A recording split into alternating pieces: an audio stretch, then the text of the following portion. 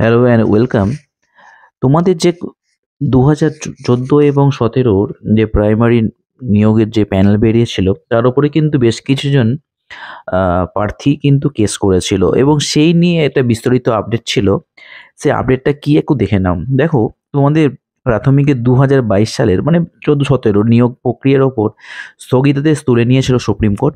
Supreme court জানিয়েছে প্রাথমিক শিক্ষক নিয়োগ প্রক্রিয়া চালিয়ে নিয়ে যেতে পারবে রাজ্য। প্যানেল প্রকাশে বাধা তুলে নেয় বিচারপতি হিমা কোহলি। বিচারপতি আসানুদ্দিন আমানুল্লাহর বেঞ্চ শীর্ষ আদালত জানিয়ে দিয়েছিল প্রাথমিকে 11,758 জন শূন্য পদে নিয়োগ করা যেতে পারে। আদালতে ছাড়পত্র মেলার পরেই প্রাথমিক শিক্ষা পর্ষদ 9,533 পদে শিক্ষক পদে নিয়োগের জন্য মেধা তালিকা প্রকাশ করে। সেই সিদ্ধান্তের বিরুদ্ধে বৃহস্পতিবার গতকাল মামলা দায়ের করতে চেয়েছিলেন 12 জন। সেই আবেদনে সম্মতিও দেন বিচারপতি রাজশেখর মান্থা। সেই মামলার শুনানিতেই বিচারপতি জানালেন 12 জনের জন্য আলাদা মেধা তালিকা প্রকাশ করতে হবে, তবে মূল তালিকাকে স্পর্শ করা যাবে না। মানে মূল যে 9,533 জন পদের যে নিয়োগপত্র মেধা তালিকা ব্যবহার করা হয়েছিল, প্রকাশ করা হয়েছিল, সেগুলোকে পুরোপুরিভাবে এড়িয়ে যেতে হবে এবং এই যে 12 জন কেস করেছে ওদের কিন্তু পরবর্তীকালে আর একটা মেধা তালিকা প্রকাশ করতে হবে। কলকাতা হাইকোর্ট নির্দেশ জানিয়েছিল যে সুপ্রিম কোর্টের নির্দেশ মেনে 9,533 জনের যে প্যানেল প্রকাশ করা হয়েছে তা স্পর্শ করা যাবে না।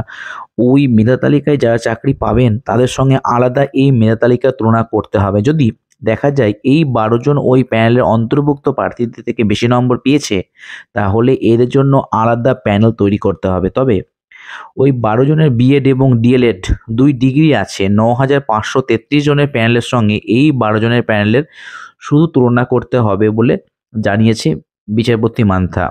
প্রসঙ্গত উল্লেখ্য যে এমন অনেক প্রার্থী রয়েছেন যাদের বিজ্ঞপ্তি জারির দিনের আগেই বিএড এবং ডিএলএড 2 যোগ্যতায় ছিল, কিন্তু কেউ নম্বর বেশি থাকায়, কেউ আবার বিএড উচ্চতর যোগ্যতামান হওয়ার ফর্ম পূরণের সময় ডিএলএড যোগ্যতার কথা উল্লেখ করেননি।